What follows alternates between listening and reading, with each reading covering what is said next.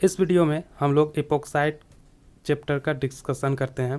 पहले इसका हम लोग इंट्रोडक्शन देखेंगे, यानी इसका डिफिनेशन, इसका नोमेनक्लेचर, उसके बाद इसका प्रिपरेशन देखेंगे, इसका सिंथेसिस, और फिर प्रॉपर्टीज़ यानी कुछ केमिकल रिएक्शन। आइए अब हम लोग इपोक्साइड का डिफिनेशन देखते हैं। Cyclic ethers having oxygen atom as a part of 3 member ring are called epoxides और ऑक्सीरेंस। 3 मेंबर का रिंग है जिसमें कि एक ऑक्सीजन एटम है, ठीक, तो उसको कहेंगे इपोक्साइड। जैसे यहाँ पे 3 मेंबर का रिंग है और एक एटम हो गया ऑक्सीजन, ये हो गया इपोक्साइड या ऑक्सीरेंस। These are more reactive than large ring ether due to strain associated with small ring। इसमें इसके अंदर स्ट्रेन बहुत ज़्यादा होता है। लार्ज रिंग में उतना स्ट्रेन नहीं होता है, उतना खिंचाव नहीं होता है जितना कि इस 3 मेंबर रिंग में होता है, इसलिए ये ज़्यादा रिएक्टिव होता है। इसका आप कुछ एग्जांपल्स देखते हैं। पहला है ये ऑक्सीरेन, सिंपल इपोक्साइड है, इसको ऑक्सीरेन के नाम से जानते हैं, ठीक, इसका कॉमन नेम ऑक्सीरेन होता है।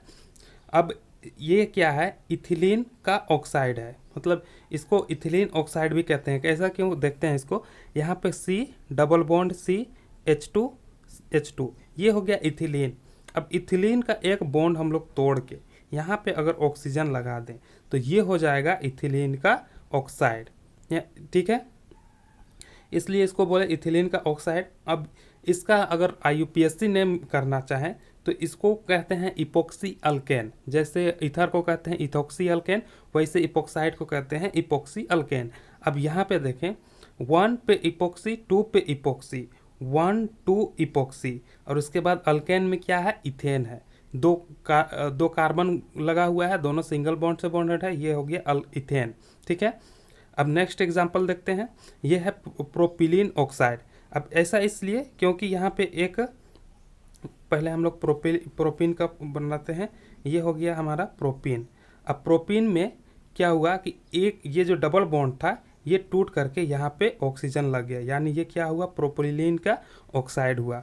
अब इसका IUPAC नेम देखते हैं, 1 2 इपोक्सी प्रोपेन।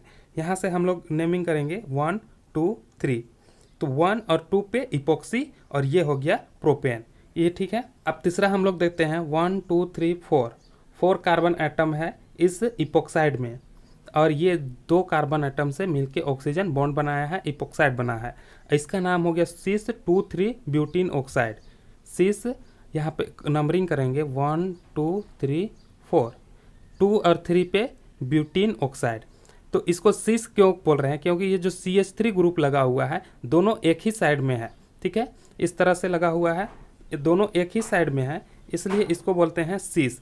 और अगर ये ऐसा रहे तो इसको बोलते हैं ट्रांस, ठीक है, जो कि यहाँ पे है।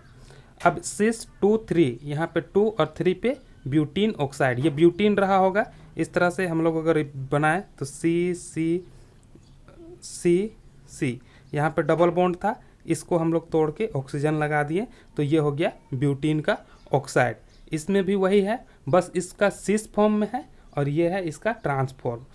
वैसा ही इसका IUPAC नेम करेंगे तो हो जाएगा सिस 2 3 इपोक्सी, सिस 1 2 2 और 3 पे इपोक्सी और ब्यूटेन है, ठीक है। अगर इसको ऑक्साइड फॉर्म में बोलना रहे तो ब्यूटीन ऑक्साइड, ब्यूटीन का ऑक्साइड है, लेकिन अगर IUPAC नेम करना रहे या इसको इपोक्सी के फॉर्म में लिखना रहे तो इसको लिखेंगे सिस 2 3 इपोक्सी ब्यूटेन। वैसे ही ये ट्रांस हो जाएगा 2 3 butene oxide, trans 2 3 epoxy butane, ठीक है। अब हम लोग इपोक्साइड का प्रिपरेशन देखते हैं। पहला मेथड है, जब हम लोग इथिलीन को ऑक्सीजन से रिएक्ट कराएंगे, इसका ऑक्सीडेशन करेंगे सिल्वर के परसेंट्स में। यहाँ पे एजी कैटलिस्ट लिए हैं और इसका टेम्परेचर 200 to 400 डिग्री सेंटीग्रेड पे रखेंगे, तो क्या होगा, यहाँ पे इनका ऑक्सीडेशन होगा और ऑक्सीजन आ करके सिंपली जुड़ जाएगा, जैसे CH2 और ये बॉन्ड टूटेगा, ऑक्सीजन लग जाएगा, और ये हम लोग को मिल गया ऑक्सीरेन, या इसी को इथिलीन ऑक्साइड कहते हैं। इथिलीन का ऑक्साइड, इथिलीन ऑक्साइड। अब दूसरा तरीका है इसको इथिलीन ऑक्साइड में कन्वर्ट करने का, वो है इसको रिएक्ट करा देंगे ऑर्गेनिक पर एसिड से। तो ऑर्गेनिक पर एसिड का फॉर्मूला होता है RCO, यहाँ पे ऑक्सीजन और ऑक्सीजन पे ऑक्सीजन, तब ये होगा पर ऑक्सी एसिड, ये हो गया ऑर्गेनिक पर ऑक्सी एसिड, इससे रिएक्ट कराएंगे तब हम लोग को मिलेगा CH2 मतलब इथिलीन का oxide plus organic acid RCOOH। अब नेक्स्ट है, जब इस तरह का कोई कंपाउंड हो, मान के चलिए ये साइक्लोहेक्सिन है, यहाँ पे डबल बॉन्ड है इस रिंग में, इसको हम लोग को इस इपोक्साइड में कन्वर्ट करना है, तो इसके लिए फिर ऑर्गेनिक पर ऑक्सी एसिड का ही यूज़ करेंगे। इन दोनों को आपस में रिएक्ट कराएंगे, ये डबल बॉन्ड टूटेगा और हम लोग को मिलेगा इसका इपोक्साइड। ये डबल बॉन्ड टूटा, यहाँ पे ऑक्सीजन आकर के जुड़ जाएगा और इसका नाम हो जाएगा साइक्लोहेक्सिन ऑक्साइड। साइक्लोहेक्सिन का ऑक्साइड साइक्लोहेक्सिन ऑक्साइड। ठीक है, अब एक और एग्जांपल देखते हैं। एक और एग्जांपल ये है 1 पे फिनाइल इथिलीन, इसको हम लोग को कन्वर्ट करना है इपोक्साइड में, तो हम लोग इसको रिएक्ट करा रहे हैं ऑर्गेनिक पर ऑक्सी एसिड से, तो ये जो इथिलीन ग्रुप है ये कन्वर्ट हो जाएगा इसका ऑक्साइड में, और यहाँ पे 1 2 यानी 1 पे फिनाइल और ये हो गया इथिलीन ऑक्साइड, 1 पे फिनाइल इथिलीन ऑक्साइड। तीसरा मेथड है प्रिपरेशन का, जब हम लोग हेलोहाइड्रिन को बेस से किसी बेस से रिएक्ट कराएंगे, वहाँ से OH माइनस निकलेगा बेस से, और ये क्या करेगा, इस वाले हाइड्रोजन को जो OH लगा हुआ है उसमें से ये हाइड्रोजन को लेकर के H2O बाहर चला जाएगा, इस ऑक्सीजन पे आ जाएगा नेगेटिव चार्ज। इसी को हम लोग यहाँ पे शो किए हैं। अब ये जो नेक्स्ट स्टेप में क्या होगा, इसका इंट्रामोलिकुलर साइक्लेशन होगा, यहाँ से ये जो हाइड्रोजन ग्रुप है वो बाहर चला जाएगा, यानी X माइनस बाहर जा रहा है यहाँ पे। ठीक है, तो क्या होगा, ये बॉन्ड और इस ऑक्सीजन के बीच में, इस कार्बन और इस ऑक्सीजन के बीच में बॉन्ड बन जाएगा और इंट्रामोलिकुलर साइक्लेशन होगा। देखते हैं कैसे, यहाँ पे C, ये वाला कार्बन इस ऑक्सीजन से बॉन्ड ऐसे बना लेगा और यहाँ पे तो बॉन्ड ही था, तो यहाँ पे CH2, यहाँ पे CH2 और एक दोनों कार्बन के बीच में बॉन्ड। अब ये हम लोग को मिल गया ऑक्सीजन या इथिलीन ऑक्साइड। ठीक है, अब हम लोग इपोक्साइड का केमिकल रिएक्शन देखते हैं, यानी इसका properties. Reaction of epoxide with alcohol, alcohol से रिएक्ट कराएंगे पहला एसिडिक मीडियम में। ठीक है, और ये रिंग ओपनिंग रिएक्शन शो करेगा और न्यूक्लियोफाइल अटैक करेगा उस कार्बन पे जो सबसे ज़्यादा सब्स्टिट्यूटेड है।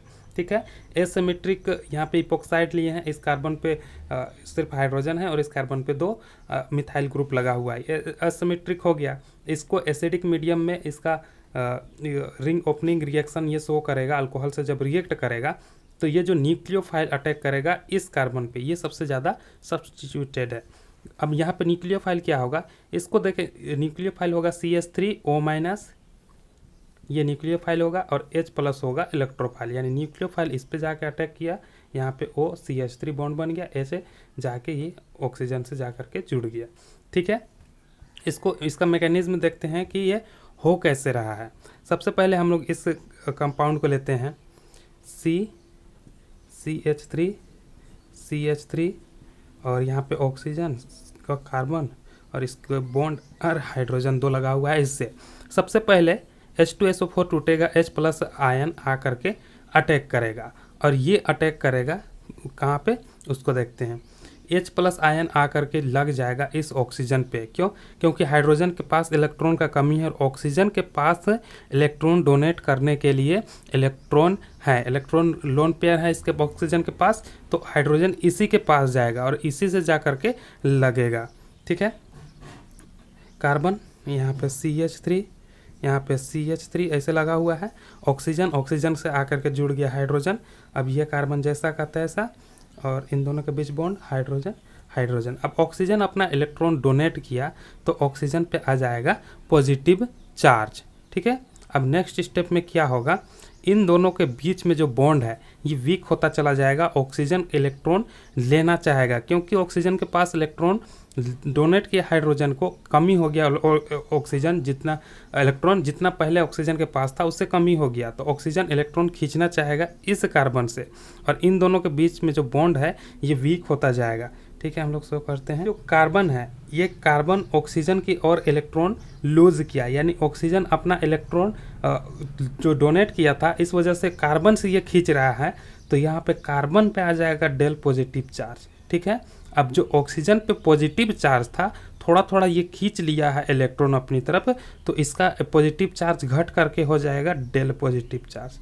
ठीक है, और इसके साथ लगा हुआ है हाइड्रोजन। अब देखते हैं नेक्स्ट स्टेप में क्या होता है। यहाँ पे CH3 अब और OH, ये जो मिथेनॉल है ये आकर के अटैक करेगा इस कार्बन पे। क्यों? क्योंकि इस कार्बन पे इलेक्ट्रॉन का कमी हो गया और ऑक्सीजन के पास इस यहाँ पे ऑक्सीजन के पास ही इलेक्ट्रॉन है जो वो दे सकता है इस कार्बन को। ठीक है, हम लोग उसको ड्रॉ करते हैं। ये ऑक्सीजन अपना इलेक्ट्रॉन डोनेट किया और यहाँ पे CH3 और ऑक्सीजन पे लगा हुआ है हाइड्रोजन।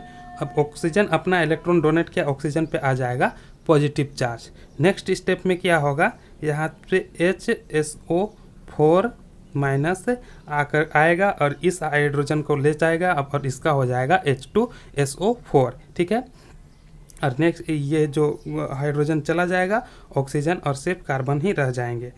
इसको ड्रॉ कर, यहाँ पे ऑक्सीजन और ये CH3, ये इस हाइड्रोजन को ये HSO4 लेके चला गया, इसका ये हो जाएगा H2SO4। ठीक है, इपोक्साइड का अल्कोहल से रिएक्शन करा रहे हैं, लेकिन इस बार करा रहे हैं बेसिक मीडियम में, यानी बेसिक रिंग ओपनिंग रिएक्शन ये शो करेगा और इसमें न्यूक्लियोफाइल अटैक करेगा लेस सब्सटीट्यूटेड कार्बन एटम पे। मतलब जिस कार्बन पे कम अल्काइल ग्रुप लगा हुआ है, मिथाइल ग्रुप लगा हुआ है, उस कार्बन पे इस बार न्यूक्लियोफाइल जा करके जुड़ेगा। यहाँ पे न्यूक्लियोफाइल वही CH3O माइनस ही रहेगा। अब ये इस कार्बन या इस कार्बन में से उस कार्बन पे लगेगा जिस पे जो लेस सब्स्टिट्यूटेड है। तो यहाँ पे ये कार्बन सबसे लेस सब्स्टिट्यूटेड है, तो इसी पे जा करके ये न्यूक्लियोफाइल अटैक करेगा, जुड़ेगा और ये रिएक्शन होगा SN2 रिएक्शन। ठीक है, जो एसिडिक मीडियम था वो था SN1 रिएक्शन, ये है बेसिक मीडियम, ये है SN2 रिएक्शन। यहाँ पे पहले हम लोग देखते हैं क्या होता है। O माइनस इसके पास इलेक्ट्रॉन ज़्यादा है, ये जो न्यूक्लियोफाइल जा करके इस कार्बन पे जुड़ेगा और यहाँ पे कार्बन ऑक्सीजन CH3, इस तरह से यहाँ पे बॉन्ड बन गया और इस ऑक्सीजन और कार्बन के बीच बॉन्ड टूट गया, ऑक्सीजन पे आ जाएगा नेगेटिव चार्ज। ठीक है, अब क्या हुआ, CH3OH यहाँ से क्या हो जाएगा, ये हाइड्रोजन इस ऑक्सीजन पे आकर के लगेगा और CH3O माइनस बाहर चला जाएगा। ठीक है, H जाके यहाँ कर जुड़ गया और जैसा था हम लोग को वही मिल गया। ठीक है, इजी है, सिंपल है। अब नेक्स्ट देखते हैं reaction of epoxide with lithium aluminium hydride. Lithium aluminium hydride से रिएक्ट करा रहे हैं इपोक्साइड का। यहाँ पे असिमेट्रिक इपोक्साइड लिए हैं, एक साइड दो मिथाइल ग्रुप, एक साइड सिर्फ सिंगल एक ही मिथाइल ग्रुप लगा हुआ है। इसको लिथियम एल्यूमिनियम हाइड्राइड से रिएक्ट कराएंगे, उसके बाद H3O से रिएक्ट कराएंगे, हम लोग को 2 डिग्री अल्कोहल मिल जाएगा। ठीक है, किस तरह से होगा रिएक्शन उसको देखते हैं। यहाँ से लिथियम बाहर गया, AlHH4 माइनस हम लोग को मिलेगा, यानी लिथियम इसके साथ 4 हाइड्रोजन ग्रुप लगा हुआ है। ठीक है, अब ये हाइड्रोजन या तो इस कार्बन के पास जाके जुड़ेगा या तो ये कार्बन के पास जाके जुड़ेगा। अब यहाँ पे इस कार्बन पे पास जाके जुड़ेगा, हम लोग को ये कंपाउंड मिलेगा और अगर ये हाइड्रोजन जाकर के इस कार्बन पे जुड़ेगा ये कंपाउंड मिलेगा, क्योंकि ये मोस्ट स्टेबल है, ये मेजर प्रोडक्ट हम लोग को मिलेगा। अब यहीं पे जा रिएक्ट करेगा H3O+, यानी यहाँ पे H और ये H और इस पे पॉजिटिव चार्ज, ये हाइड्रोजन आ करके इस ऑक्सीजन से लग जाएगा और यहाँ पे हम लोग को मिल गया इसका अल्कोहल। ठीक है, फोर्थ एंटी डिहाइड्रोक्सिलेशन, इसमें इपोक्साइड को रिएक्ट कराएंगे एसिड से। यहाँ पे H3O+ लिए हैं, इसका H+ आयन निकलेगा H3O से, H3O+ इससे निकलेगा H2O प्लस H+ आयन। ये H+ आयन, इसके पास इलेक्ट्रॉन का कमी है, ये जाकर के ऑक्सीजन से जुड़ जाएगा। ऑक्सीजन के पास लोन पेयर है, ये डोनेट करेगा, हाइड्रोजन जुड़ गया, ऑक्सीजन पे हो जाएगा पॉजिटिव चार्ज। नेक्स्ट स्टेप में क्या होगा, H2O यानी वाटर, ये इसका जो इलेक्ट्रॉन है ये डोनेट करना चाहेगा इस कार्बन से और इस कार्बन और ऑक्सीजन के बीच में बॉन्ड बन जाएगा। ऑक्सीजन इलेक्ट्रॉन डोनेट किया, ऑक्सीजन पे आ गया ये पॉजिटिव चार्ज। ठीक है, और ये जो कार्बन और ऑक्सीजन के बीच में जो बॉन्ड था ये टूट गया और ऑक्सीजन और हाइड्रोजन के बीच में सिर्फ बॉन्ड रह गया। ठीक है, नेक्स्ट स्टेप में क्या होगा, यहाँ पे H2O ये रिएक्ट करेगा और यहाँ से एक हाइड्रोजन ले करके चला जाएगा और हम लोग जो H3O+ लिए थे वही हम लोग को मिल जाएगा H3O+ यहाँ पे एसिड। ठीक है, और ये कंपाउंड टूट करके मिल जाएगा हम लोग को ये कंपाउंड और यहाँ पे 2 हाइड्रोक्सिल ग्रुप लगा हुआ है। क्लियर है। फिफ्थ है reaction of epoxides with ammonia derivatives. Ammonia derivative से रिएक्शन करा रहे हैं इपोक्साइड्स का। ये इस इपोक्साइड का रिएक्शन करा रहे हैं इस NHR2 से। अमोनिया डेरिवेटिव है, यहाँ पे R के जगह में कोई भी अल्काइल ग्रुप रहेगा तो डाई अल्काइल एमीन, ठीक है। नाइट्रोजन जा करके इसी के साथ जुड़ेगा और यहाँ से कार्बन और ऑक्सीजन के बीच में जो बॉन्ड है ये टूट जाएगा, ऑक्सीजन पे हाइड्रोजन आ करके लग जाएगा और यहाँ से जा करके जुड़ गया NH2, यहाँ पे NR2 होगा, ठीक है। अब दूसरा है स्टीरीन ऑक्साइड, इसका रिएक्ट करा रहे हैं NHR2 से। तो इस केस में 2 पॉसिबिलिटीज़ है, या तो इस कार्बन पे जाके जुड़ेगा ये NR2 या तो इस कार्बन पे, ठीक है। जब इस कार्बन पे जुड़ेगा तो हम लोग को मिलेगा ये, और जब इस कार्बन पे जुड़ेगा तो हम लोग को मिलेगा ये, ठीक है। अब वही सा ही यहाँ पे एनिलीन ये है, इसको स्टीरीन ऑक्साइड से रिएक्ट कराएंगे। इस केस में हम लोग को कैटेलिस्ट लेना है जिंक क्लोराइड।